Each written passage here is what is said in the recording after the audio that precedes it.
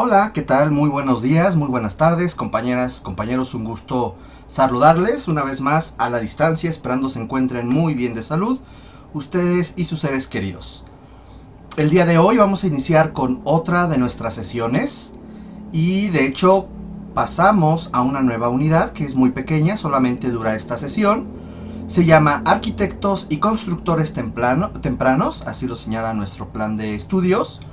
Y hablaremos el día de hoy de tres aspectos específicos: criterios de selección de sitio y emplazamiento, los procesos de urbanización e infraestructura y los asentamientos tempranos o del preclásico medio y tardío.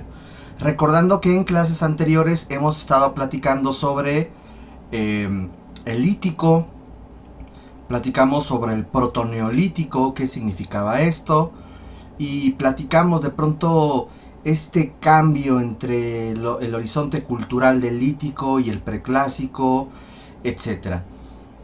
Hoy vamos a ver qué va a pasar con el desarrollo del preclásico medio y tardío, pero para ello tenemos que hacer un paréntesis y platicar qué pasa o qué hacemos en la selección del sitio y su emplazamiento y por lo tanto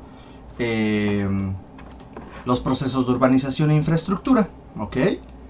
Ya habíamos platicado en alguna sesión Zoom de esta imagen. Ay, no encuentro mi... Aquí está, bien. Ya habíamos platicado en alguna sesión Zoom justamente sobre esta imagen y es el complejo C o la Gran Pirámide de la Venta de 1000 al 600 antes de Cristo, aunque está datada del 1000 al 900 antes de Cristo. Ahorita platicaremos más sobre esta imagen.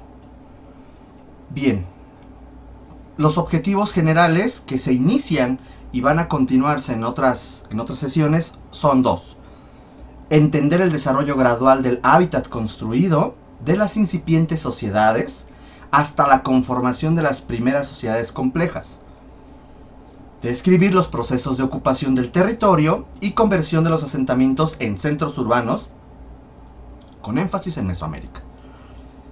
Recordemos que hemos estado platicando cómo de pronto con el cambio geológico que se da cuando concluye el Pleistoceno, las famosas glaciaciones, e inicia el Holoceno, que en Europa coincide, Europa y Medio Oriente específicamente, coincide con las tradiciones del Paleolítico y del Neolítico.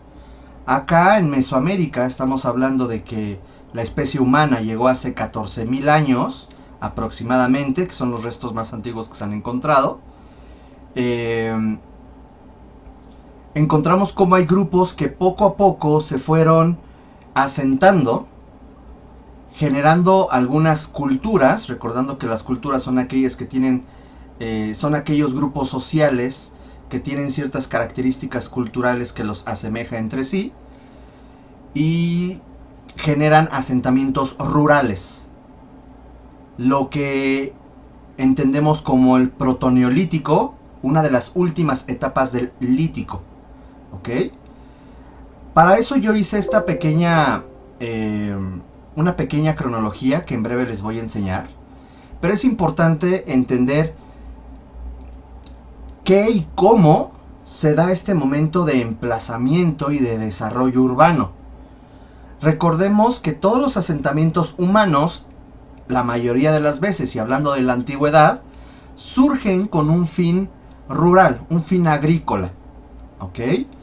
En donde son asentamientos humanos de tipo rural, todavía no ciudad.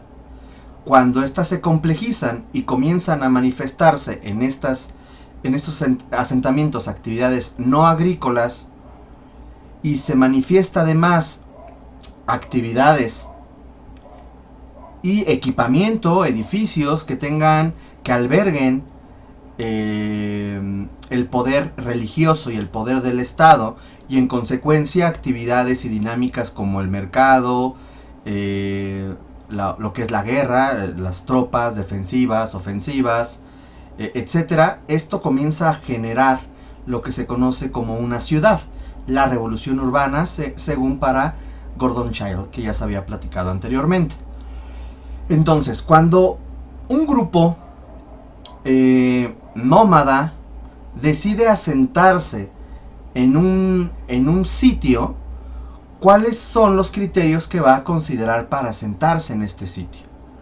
Evidentemente lo que va a buscar este grupo social será pues tener cercanía a recursos naturales, como es el agua, tener cercanía con los cuerpos, los bancos de peces para poder pescar, tener una ubicación estratégica visual y que le permita además tener cierta defensa a los fenómenos naturales y defensa ante otros grupos humanos.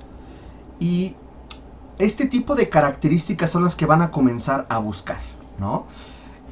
Vamos a imaginarnos nosotros que tenemos un cerrito, ¿ok? Y de pronto por aquí hay un cuerpo de agua. ¿Dónde nos ubicaríamos? Depende de qué es lo que queremos, cómo lo queremos, las circunstancias, etc. Uno podría decir, pues yo quiero justamente construir aquí a la orilla del mar. Híjole, sabemos que el mar pues sube, baja, trae en consecuencia diferentes fenómenos climáticos y podría dificultar la supervivencia de tu asentamiento. Podrías entonces tú construir a lo mejor en la punta del cerro, pero eso te exige el que pues tengas que generar cierta infraestructura para que el cerro pues reciba ciertos niveles para poder construir. Y hay que considerar que además, si es que no hay un ojo de agua, un manantial, etcétera, no tendrás acceso al agua. Entonces tendrás que ir por el agua. Sin embargo, defensivamente es el lugar donde mejor se puede observar en la periferia. Y entonces puedes poner tu ciudad y una serie de asentamientos subyacentes en la falda del mismo cerro. Otros dirán, pues yo lo pongo aquí. También podría ser en las faldas del cerro o en el piamonte, también se le llama. Habrá quien diga, yo lo pongo aquí, y entonces el mismo cerro es una barrera ante los fenómenos climáticos que pueda generar el cuerpo de agua, etc. Hay muchas características que hay que considerar. Pero lo importante es, una vez que yo me asenté, cuando yo comienzo a acomodar mis diferentes elementos urbanos y arquitectónicos, tengo yo que hacer el paso número 1. ¿Y cuál es ese paso número 1? La infraestructura. ¿A qué nos vamos a referir por infraestructura? A la conversión del suelo natural a un suelo útil para la edificación. Y esto va a generar cierta modificación a este suelo natural por parte de los seres que van a habitar ese sitio. Entonces, primero voy a elegir cuál es el sitio, me voy a establecer, y en esta pequeña región que yo ya establecí como mi sitio, voy a comenzar a transformar el suelo natural a un suelo útil edificable. Para ello tengo que despalmar y limpiar, lo que se conoce como el clareo. Si yo tengo en un terreno vegetación, maleza, árboles, etcétera, pues tengo yo que comenzar a limpiar, a despejar, para poder tener un área para construir, para poder generar mis accesos, etcétera. Necesito generar un trazado. Aquí va a ir esto y aquí va a ir esto otro. No es que desde ahorita trace todo el asentamiento, no, pero voy a trazar los elementos básicos o iniciales de mi asentamiento. Es más, muchos de estos grupos iniciaban con una estructura a manera de clan o familiar. Eso quiere decir que estos grupos se diferenciaban por familias. Entonces decían, de aquí una familia, acá otra familia, de aquí acá otra familia, etc. También los movimientos de tierra y relleno. ¿Qué significa esto? Lo vimos el semestre anterior, lo podemos volver a recordar. Tiene que ver mucho con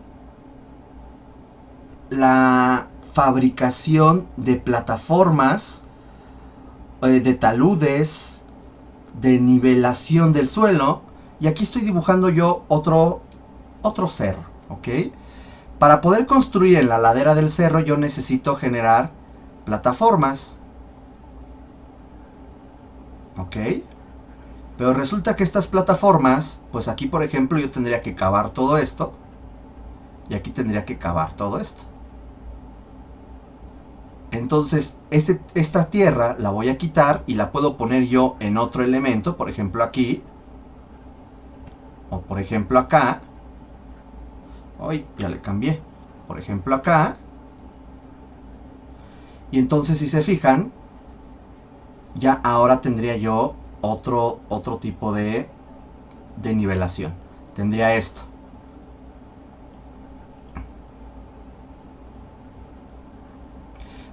En esta parte, donde voy a poner otro color, tendría yo que poner unos muros de contención para que me contengan la tierra. Perdón esas líneas que de pronto salen hacia la izquierda, pero no sé por qué siempre pasa ese error. ¿Ven? Entonces estas ya se convierten en muros de contención y lo que buscan es, si yo tengo un empuje, que esta es la tierra, y no hay nada que lo detenga, pues se cae y se deslava. Entonces tengo yo que ponerle un elemento que haga equilibrio. Y ese elemento es un muro de carga, un muro de contención, perdón. ¿Ok?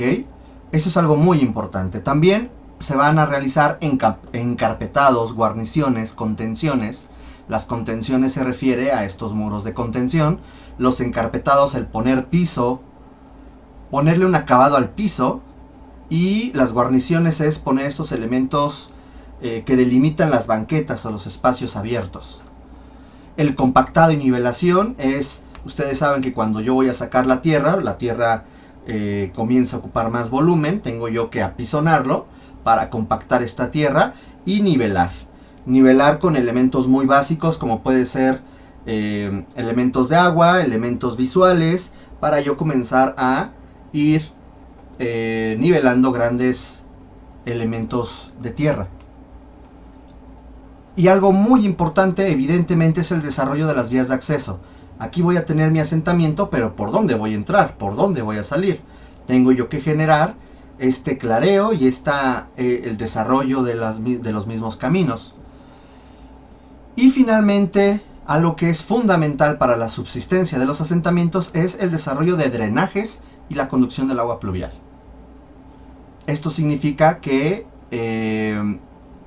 yo tengo que, en las diferentes niveles de mis asentamientos, generar pequeños canales o pequeños ductos para que cuando llueva el agua tenga algún lugar para donde desalojarse. Y por lo general se puede ir hacia un río o hacia algún otro cuerpo de agua, para evitar que se estanque en mi asentamiento y bueno, me inunde y sea un problema. Eso será algo muy importante en la infraestructura. Y después ya viene la etapa de organizar los objetos arquitectónicos. ¿Ok? Ya que se organizan los diferentes cuerpos arquitectónicos, se genera un emplazamiento. ¿Ok? Voy a comenzar a emplazar los diferentes edificios, los diferentes cuerpos, los diferentes vacíos que va a constituir mi asentamiento humano. Que cuando éste alcanza un grado de desarrollo tal, vamos a encontrar que surge una ciudad. Y esta ciudad se va a caracterizar, ya lo habíamos platicado, por sedentarismo, actividades no rurales, una especialización, la sede del poder religioso y político, la comercialización, el empleo de la escritura, una conciencia histórica de sus habitantes y el desarrollo de calendarios. ¿Ok?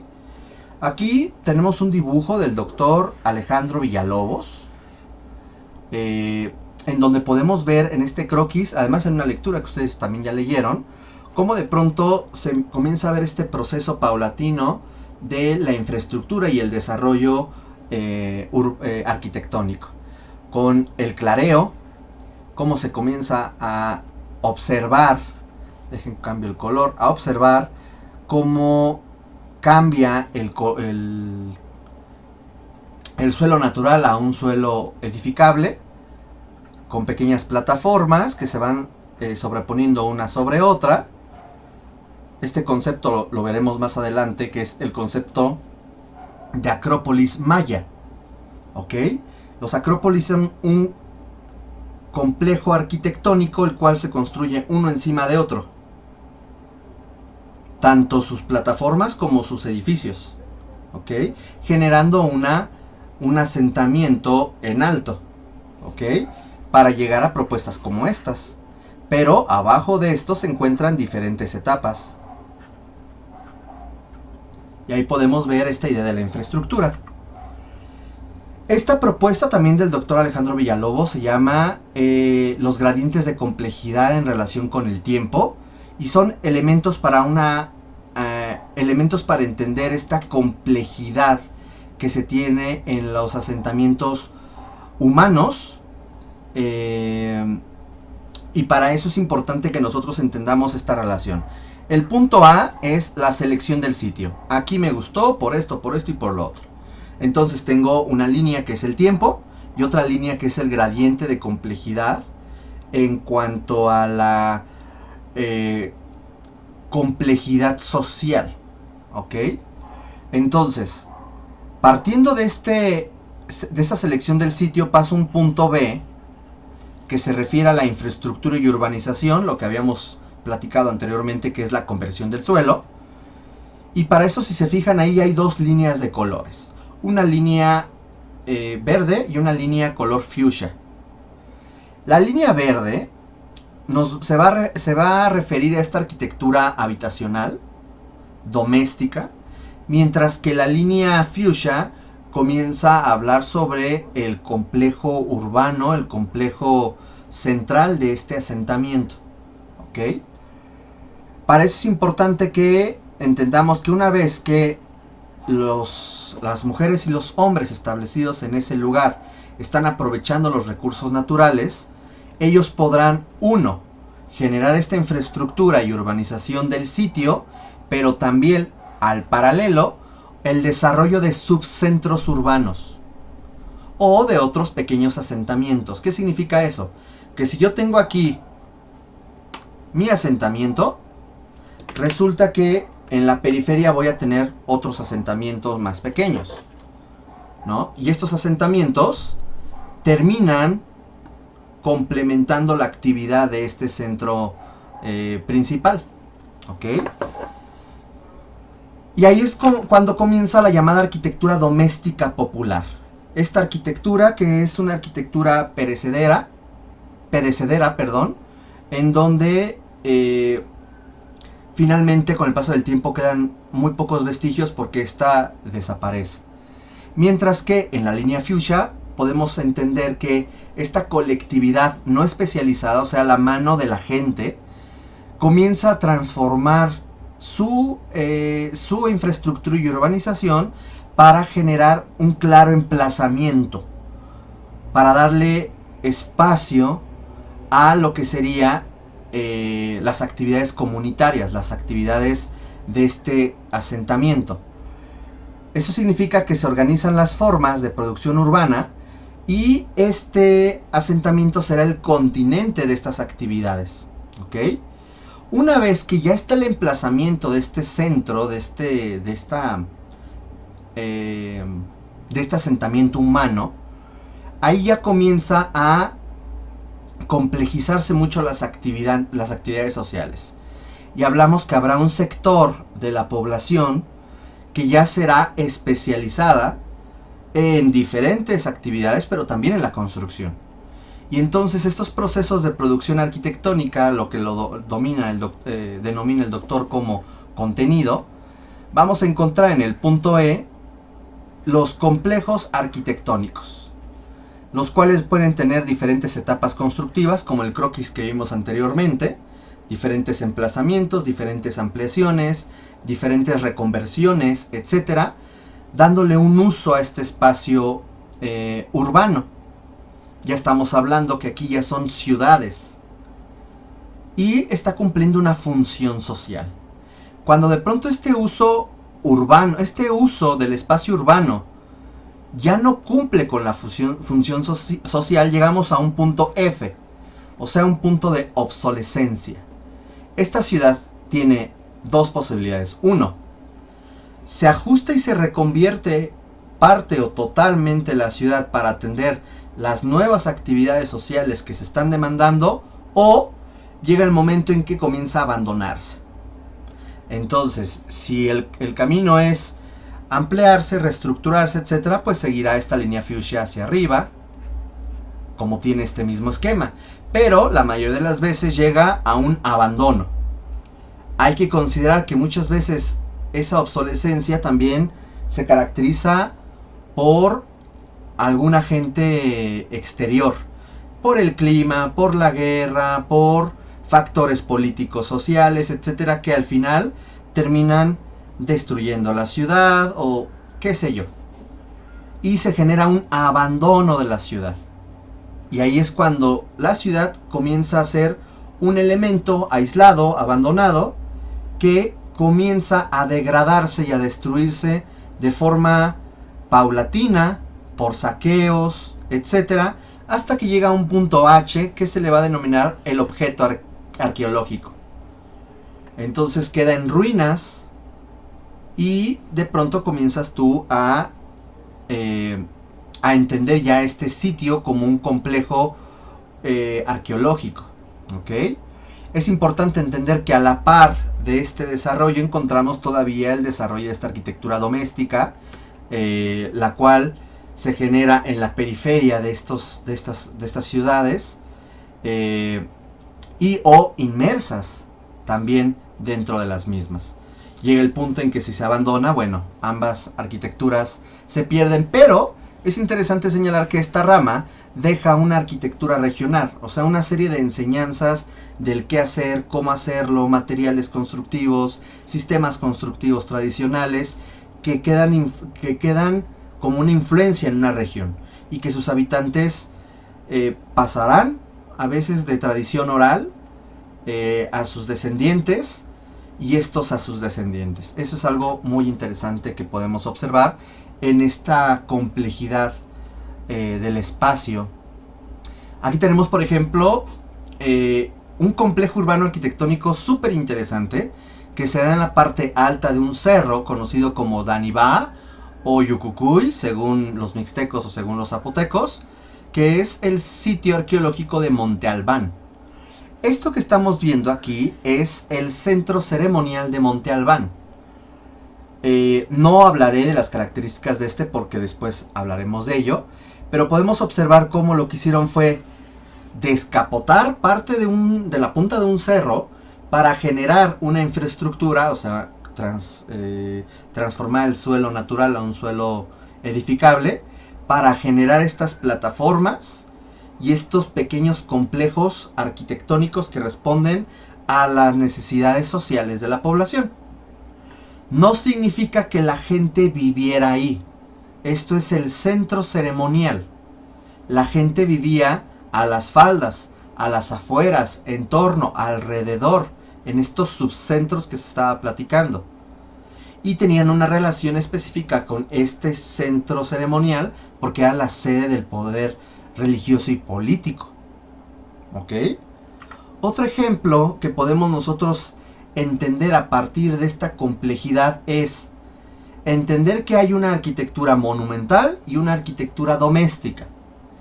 La arquitectura doméstica se va a referir a los materiales poco resistentes, con poca inversión económica, pero esta arquitectura que tiene un alto valor social, que representa la vivienda y los edificios de uso práctico y laboral. Sus técnicas constructivas van a perdurar en el tiempo y son parte de lo que hoy en día se llama como arquitectura popular o arquitectura vernácula. Mientras que la arquitectura monumental se refiere a lo contrario.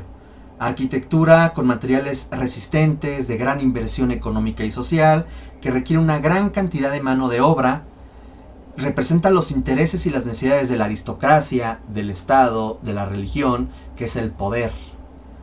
Busca perdurar en el tiempo y se incluye también la arquitectura doméstica suntuaria, que es una arquitectura de vivienda muy eh, elegante o que es parte de la aristocracia, y los palacios, ¿ok?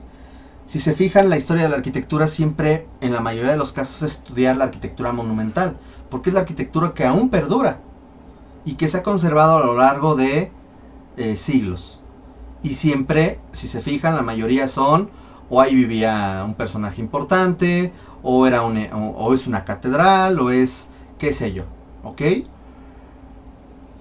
En cambio, la arquitectura doméstica es la que luego es muy difícil estudiar, porque al no ser resistente se pierde en el paso del tiempo, pero queda estas técnicas en la gente, y esta arquitectura que se hace, que se manufactura sin una, muchas veces, supervisión técnica, no podríamos confundir con la autoconstrucción, ese es otro tema, finalmente marca una tradición constructiva regional, que eso también es algo muy importante.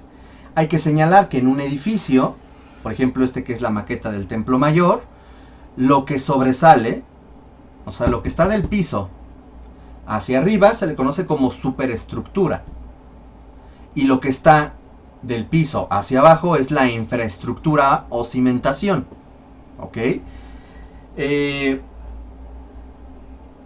Infra, abajo de la estructura, en este caso será la cimentación, que puede ser por lo general unas plataformas, etcétera. Eso lo vamos a ir viendo más adelante. Mientras que la superestructura es en sí la edificación. En este caso, los cuerpos, los templos, las escalinatas, etcétera, etcétera, etcétera. ¿Vale? A ver, aquí tengo una nota que déjame leer. Ya. Nuevamente Mesoamérica.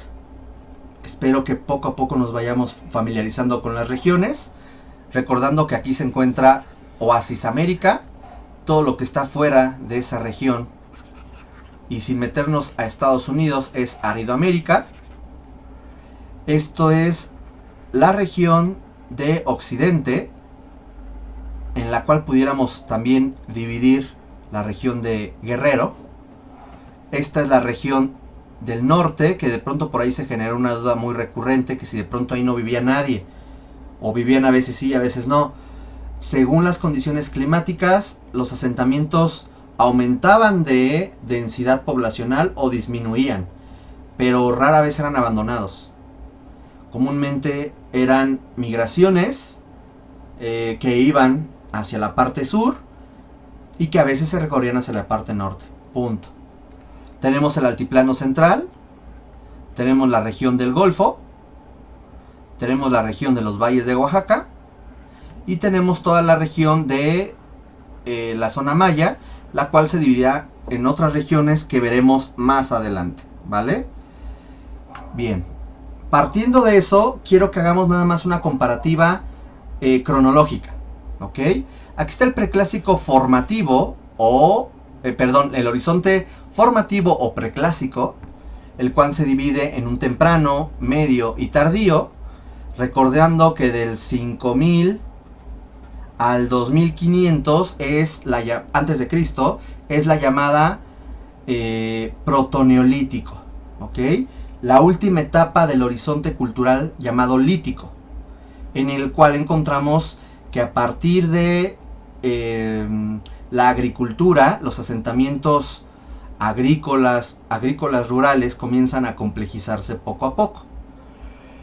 Mientras está pasando estas etapas y que en el año 1200 comenzamos a encontrar las primeras actividades urbanas aquí en Mesoamérica, ¿qué está pasando del otro lado? Encontramos, por ejemplo, el auge de Babilonia y Asiria, encontramos el auge de Egipto y su gran influencia hacia toda la región en el periodo llamado Nuevo Imperio, Imperio Nuevo, donde está Ramsés, Hatshepsut, etc. Y estas grandes construcciones de hipógeos, templos, etc. Todo esto va a coincidir con el fin del preclásico temprano y el inicio del preclásico medio. Mientras que lo que podríamos llamar la segunda etapa de Babilonia o los neobabilónicos, con la puerta de Istar, con los jardines colgantes de Babilonia, con el nacimiento de Roma. Podríamos encontrarlo ya dentro de el llamado preclásico tardío. Mientras que Grecia y los persas, y el famoso Partenón, va a coincidir con, pues, también este llamado horizonte del preclásico tardío. Vamos a ver qué estaba pasando en Mesoamérica en esos momentos. En breve continuamos. Gracias.